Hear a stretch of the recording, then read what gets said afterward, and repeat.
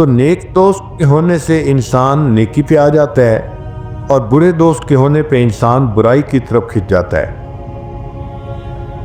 ماں باپ بچی کو بچپن سے ہی پردے کا احساس دلائیں اور اس کی تلقین کریں۔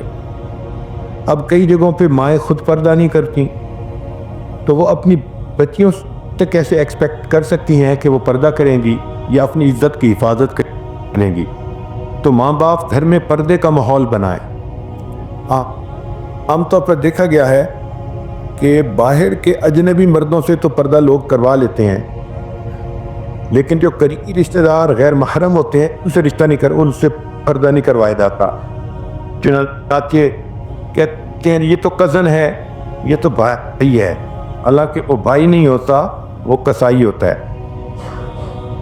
یہ ماں باپ کی غلط فہمی ہوتی ہے کہ جی بچے ہیں بھائی بہن کی طرح رہیں گے۔ نہیں، شیطان ان کو ایک دوسرے کی طرف وجہ کرتا ہے اور یہیں سے بدکاری کی ابتدا ہوتی ہے، گھر سے ہی شروع ہوتی ہے، پھر یہ سلسلہ آگے بڑھ جاتا ہے۔ جو بچی جوان ہو جائے اس کو چاہیے کہ نماز بھی پڑھے، تلاوت بھی کرے اور روزوں کی بھی عادت ڈالے۔ اگر مہینے کے 3 روزے ایام عید کے رکھے تو بہت اچھا، اگر ہفتے کے 2 روزے سوموار اور جمعرات کے رکھے تو بہت اچھا، اور اگر اس سے بھی زیادہ قدم آگے بڑھائے، ایک دن روزہ ایک دن افطار، ایک دن روزہ ایک دن افطار، تو پھر کیا ہی بات ہے، سبحان اللہ۔ جب تک بچے بچیوں کا نکاح نہیں ہو جاتا، شریعت نے کہا کہ یہ روزے کی ترتیب بنائیں۔ روزہ انسان کی شہوت کو توڑتا ہے اور بندے کے اندر حیا اور پاک دامنی کی اہمیت اجاگر کر دیتا ہے۔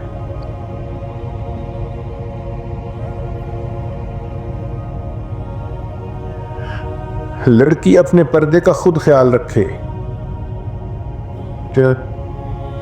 تاکہ کوشش کرے کہ کوئی بھی غیر محرم اس کو دیکھ نہ سکے۔ اس کی مثال ایسے ہے کہ فرض کرو آپ کو کسی نے $10,000 دیے، تو ایسا نہیں ہو سکتا کہ آپ اس ہاتھ کے پکڑ کے اور لوگوں کو دکھاتی ہوئی چلیں۔ آپ کو پتہ ہے کہ اگر چور لٹیرے دیکھیں گے تو میرے ہاتھ سے چھین کے بھاگ جائیں گے، بلکہ لوگ تو مال چھیننے کے لیے جان سے بھی مار دیتے ہیں۔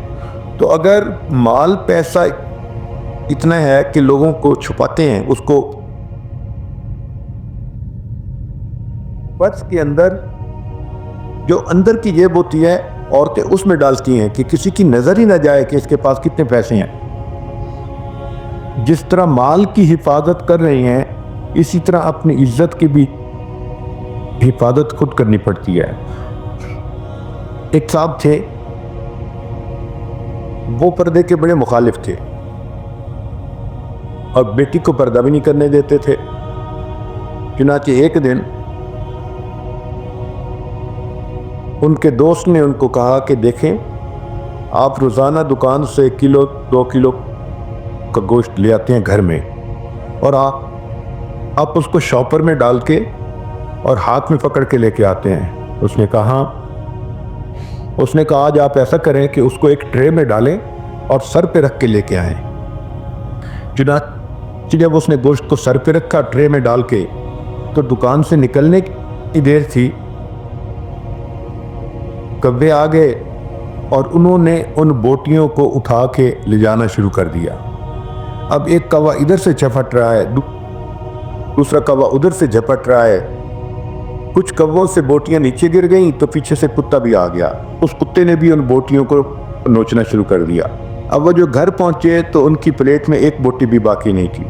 تو پھر اس دوست نے سمجھایا کہ دیکھیں، یہ 1 کلو کا گوشت ہے، آپ نے اس کو چلتے ہوئے اوپن کیا تو پرندے بھی جھپٹے اور کتوں نے بھی اسی گوشت کو نوچا۔ تو اگر آپ کی بیٹی جو ماشاءاللہ 8 کلو کی ہے، 50 کلو کی ہے، وہ اگر بے پردہ ہو کر پھرے گی تو پھر عزت کے لٹیرے جو کوے ہیں وہ اس پر بھی جھپٹیں گے، اور جو عزت کے لٹیرے کتے ہیں وہ اس کے پیچھے بھاگیں گے اور اس کو نقصان پہنچائیں گے۔ تب اس کو بات سمجھ آئی اور اس نے اپنی بیٹی پر لانم کیا کہ بہترین عورت وہ ہے جو نہ خود کسی غیر محرم کو دیکھے اور نہ کوئی غیر محرم اس کو دیکھ سکے۔ انہوں نے آ کر یہ جواب جب رسول اللہ صلی اللہ علیہ وسلم کو بتایا تو نبی علیہ السلام نے خوشی کا اظہار فرمایا اور فرمایا فاطمہ بدعۃ منی، فاطمہ تو میرے دل کا ٹکڑا ہے۔ تو سب سے بہتر عورت وہ ہے نہ غیر محرم کو خود دیکھے نہ غیر محرم کو دیکھنے کا موقع دے، بچائے۔ سیدہ فاطمہ الزہرا رضی اللہ تعالیٰ عنہ جو خاتون جنت تھیں، انہوں نے تو مرتے ہوئے وصیت فرمائی تھی کہ جب میری موت ہو جائے تو میرا جنازہ دن کی روشنی میں نہ نکالا جائے۔ کیوں؟ جنازہ تو کپڑے میں لپٹا ہوتا ہے۔ فرمانے لگی اس لیے کہ اگرچہ کپڑے میں لپٹا ہوتا ہے مگر دیکھنے والوں کو قد قامت کا موٹاپے کا پتہ چلتا ہے، اور میں یہ بھی نہیں چاہتی کہ غیر مردوں کو میرے بارے میں اتنا ہی پتہ چلے، اس لیے میرا جنازہ رات کے اندھیرے میں نکالا جائے اور مجھے فوراً دفن کر دیا جائے۔ پھر اس بچی کی جب 19 سال ہو جائے تو ماں باپ کی یہ کوشش رہنی چاہیے کہ جلدی سے جلدی نکاح کر دیا جائے۔ جیسے ہی جوڑ کا خامن ملے بچی کا فوراً نکاح کر دینا چاہیے، شادی کر دینی چاہیے۔ بعض جگہوں پہ ایک مصیبت آ گئی ہے کہ جی بچی کو ڈگری مکمل کروانی ہے، اس نے چارٹرڈ اکاؤنٹنٹ بننا ہے، اس نے کمپیوٹر ڈیزائنر بننا ہے، ویب ڈیزائنر بننا ہے، فلاں بننا ہے، اور اس میں پھر کئی مرتبہ اپنی بچیوں کو بیرون ملک بھی بھیج دیتے ہیں۔ اب جو بچی رہنے والی ہے لساکا کی اور اکیلی پڑھنے کے لیے چلی گئی ہے ساؤتھ افریقہ کی یونیورسٹی میں، وہاں ہاسٹل میں رہتی ہے اور وہاں پر سارا دن ایسی یونیورسٹی میں پڑھتی ہے جہاں لڑکے اور لڑکیاں اکٹھے ہیں، تو ماں باپ کو نیند کیسے آتی ہے، سکون کیسے ہوتا ہے کہ وہ بچی وہاں پر محفوظ ہوگی؟ ان بچیوں کے لیے بہت مشکلات ہوتی ہیں۔ چنانچہ اگر ان کے اندر کے حالات معلوم ہوں تو پتہ چلتا ہے کہ ماں باپ ان کو بھیج کر غلطی کرتے ہیں۔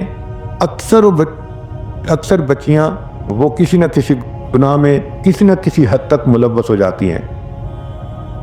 تو بچی کے لیے عزت و عصمت کی حفاظت افضل ہے بنسبت یونیورسٹی کی تعلیم کے کہ وہ جا کر اکیلی پائے۔ ہمارے مشائخ نے لکھا ہے کہ عورت یا تو خامند کے پاس محفوظ ہوتی ہے یا پھر عورت قبر میں محفوظ ہوتی ہے۔ ان دو جگہوں کے علاوہ عورت کہیں بھی محفوظ نہیں ہوتی۔ تو اس لیے جب بچی ہو تو کوشش کی جائے کہ جیسے ہی وہ جوانی کی عمر کو پہنچے تو جتنا جلدی ہو اس کی شادی کر دی جائے۔ ہمارے اکابر اس بارے میں اتنی سختی کرتے تھے کہ اگر کسی گاؤں میں کوئی ایسا بندہ ہوتا کہ جس کی بیٹی جوان ہو گئی اور وہ رشتہ نہیں کر رہا ہوتا تھا تو اس بندے کے کنویں سے پانی نہیں پیا کرتے تھے، کہتے تھے ہم تو اس کے کنویں سے ہی پانی نہیں پیتے، اس نے بیٹی کو گھر کیوں بٹھایا ہوا ہے، شادی کیوں نہیں کر رہا۔ جو بچی عزت و آبرو کی حفاظت کرتی ہے، سب سے پہلی بات کہ اللہ کے ہاں مقبول ہوتی ہے اور اللہ تعالیٰ اس کی دعاؤں کو قبول فرماتے ہیں۔